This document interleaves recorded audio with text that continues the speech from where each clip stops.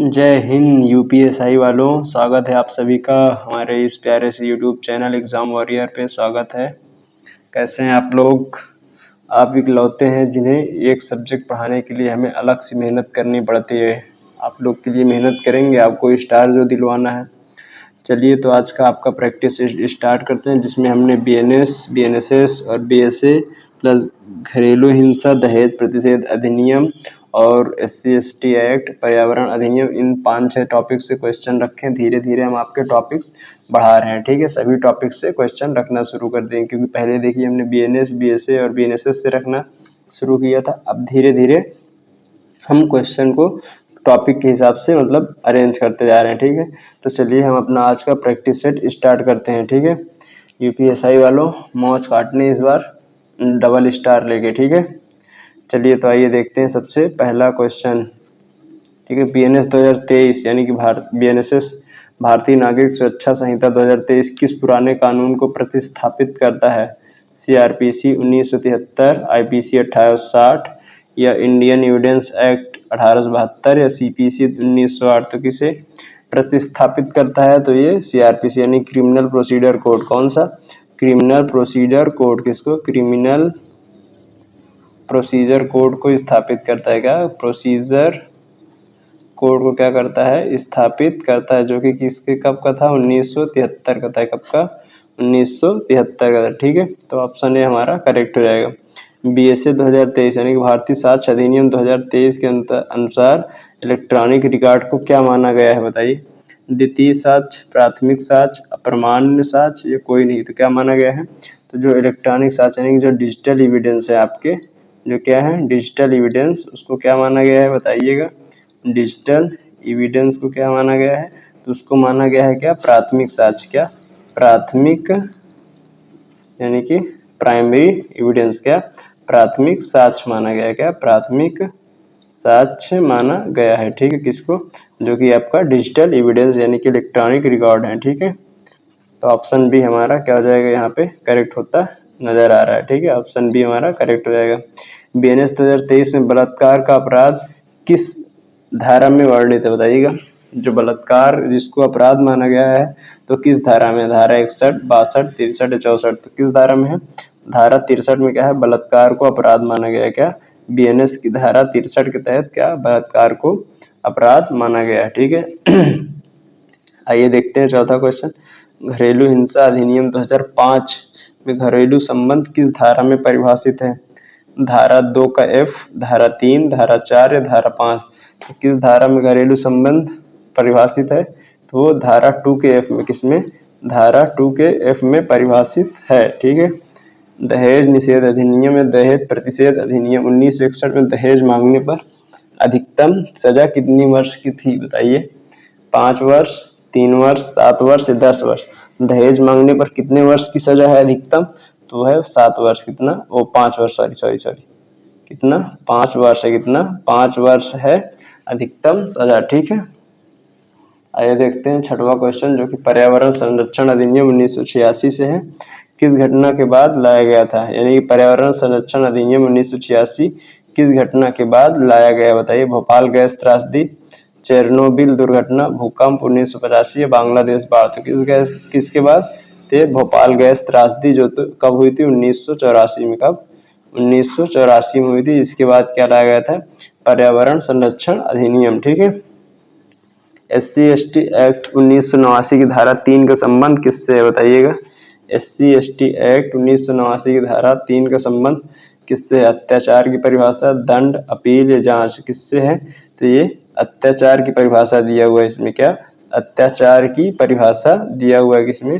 SC/ST act 1989 की धारा 3 में, ठीक है। BNSS 2023 में FIR किस रूप में दर्ज की जा सकती है?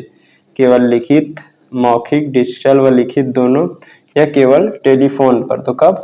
डिजिटल और लिखित दोनों मान्य। क्या? FIR जो है आपकी वो डिजिटल और लिखित यानी कि दोनों मान्य है, ठीक है। डिजिटल और लिखित दोनों मान्य है। BSA 2023 की धारा 57 किससे संबंधित है? बताइएगा।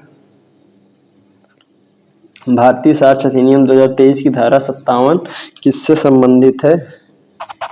बताइएगा। इलेक्ट्रॉनिक साक्ष्य, गवाही, दस्तावेज या विशेषज्ञ राय तो किससे संबंधित है, तो वो डिजिटल एविडेंस है। किससे, डिजिटल एविडेंस से संबंधित है। किससे, डिजिटल एविडेंस से संबंधित है। ठीक है, डिजिटल एविडेंस से संबंधित है, यानी कि ऑप्शन बी हमारा करेक्ट हो जाएगा। ठीक है, बीएनएस 2023 की धारा 69 में कौन सा अपराध परिभाषित है, आतंकवाद, देशद्रोह, हत्या या चोरी। तो बीएनएस 2023 की धारा 69 में कौन सा अपराध परिभाषित है, तो वो देशद्रोह है। क्या है, देशद्रोह है। ठीक है, घरेलू हिंसा अधिनियम 2005 के तहत प्रोटेक्शन ऑफिसर की नियुक्ति कौन करता है, यानी पीओ की नियुक्ति कौन करता है, केंद्र सरकार, राज्य सरकार, पंचायत समिति या महिला आयोग। तो कौन करेगा, यानी कि ये काम कार्य किसका है, ये है राज्य सरकार का। किसका, राज्य सरकार का। ठीक है, दहेज प्रतिषेध अधिनियम के अंतर्गत या दहेज निषेध अधिनियम के अंतर्गत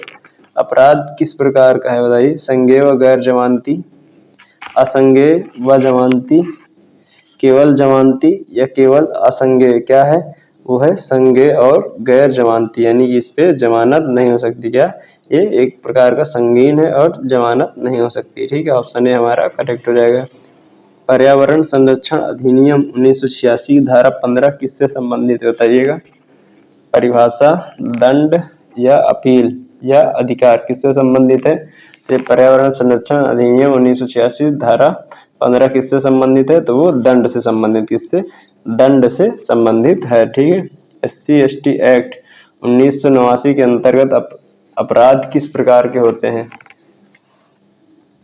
संज्ञेय व गैर जमानती, असंज्ञेय व जमानती, दीवानी या क्षम्य अपराध। तो कौन से हो जाएंगे, जो SC/ST एक्ट के तहत जो अपराध किए जाते हैं अंतर्गत 1989 के अंतर्गत आते हैं, तो किस प्रकार के होते हैं, वो संज्ञेय और गैर जमानती हो जाएंगे। क्या, संज्ञेय और गैर जमानती होंगे। ठीक है, BNSS 2023 के अनुसार चार्जशीट दाखिल करने की सामान्य सीमा कितनी है, बताइएगा।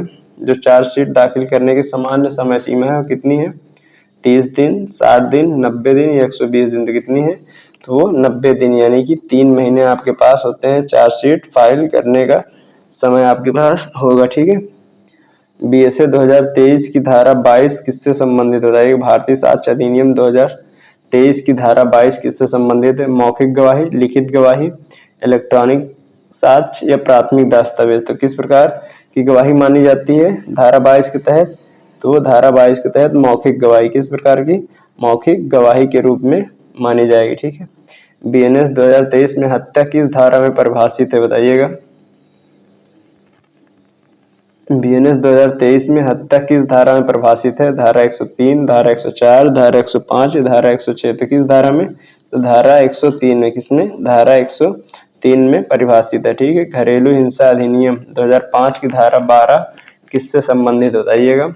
घरेलू हिंसा अधिनियम 2005 की सेक्शन 12 के तहत कौन से, किससे संबंधित, बताइएगा। शिकायत, आवेदन, दंड, परिभाषा या जांच। तो किससे संबंधित है, तो शिकायत आवेदन से। किससे, शिकायत के लिए आवेदन से संबंधित है। ठीक है,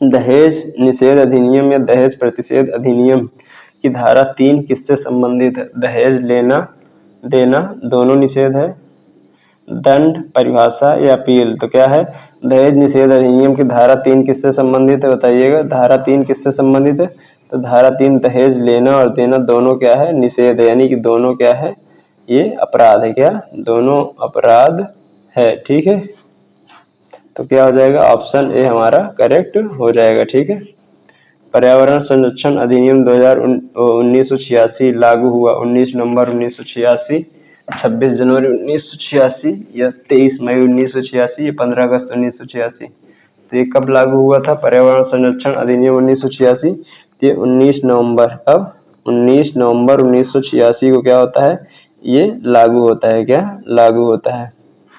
ठीक है, तो साथियों ये रहा हमारा आज का मूल विधि का प्रैक्टिस सेट, जिसमें हमने किए 20 क्वेश्चन। ठीक है, इसी प्रकार हम आप लोगों के लिए, क्योंकि देखिए जीएस वालों के साथ आपको मिक्स नहीं किया जा सकता, क्योंकि उसमें जीएस वो लोग एसएससी के लिए भी लेते हैं और भी मान लीजिए यूपी पुलिस कांस्टेबल या किसी और सब के लिए भी लेते हैं, तो उसमें मूल विधि नहीं आती। तो इस वजह से मूल विधि का प्रैक्टिस सेट हमने अलग ही रखा है। ठीक है, तो आपको इसी प्रकार डेली 11 बजे मूल विधि की क्लास मिल जाया करेगी। ठीक है, तो चलिए ठीक है साथियों, फिर अपने इस क्लास को यहीं समाप्त करते हैं। मिलते हैं कल की नेक्स्ट वीडियो में। तब तक के लिए bye bye, take care all of you. जय हिंद, नमस्कार।